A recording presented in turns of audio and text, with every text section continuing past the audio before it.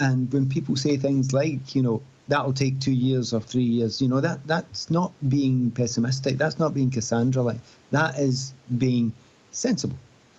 But then to be shocked when it doesn't work right away astonishes me, because this is precisely, maybe they should have done a wee bit better, but this, I am not even slightly surprised by this start, as long as you know this is going to take a while if that's your methodology.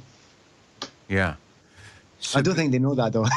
No, and as Graham Potter found out to his cost, they can talk about longevity and patience until things turn toxic, and then suddenly that goes. So ultimately for Pochettino, yes, he's building towards the future and they're building something, but he doesn't have that luxury.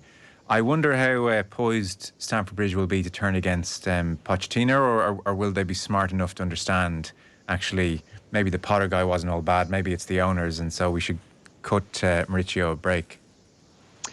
I would hope the Chelsea fans understand that and know that. I know some of them do. Others might get a little bit fed up with them, but it's hard. You can't say they all feel exactly the same way because there are different ideologies in there. But in simple terms, the minute the fans, if and when they turn on the board more obviously at the ground, they'll sack the manager. That's what always happens. Yeah. I mean, they may say they're different, but they will. And if that happens, they'll just get another guy in, and then, we might be back in the same routine again. It's very hard to look at Pochettino and think, well, how many of them did you bring in, really? It was, he's happy to do it because somebody said it the other day. Who was it that said it? Somebody says, I'm a coaching manager, I'm not a buying manager. And it jumped out at me that it was when the very few times, I'll tell you who it was. It was Brendan. Brendan Rodgers said it. Yeah. And he said, it really jumped out at me. And that was for me, code for, I didn't buy these players. That is real football code for that's what I didn't buy these players. So, do you know one thing I will say? People have already started talking about Pochettino and his job's in the line. It's difficult. Think about it in a different way. Pochettino, 2 or 3 more games. They've got a stinker. They've got 2 in a row. They've got Fulham and Burnley, right?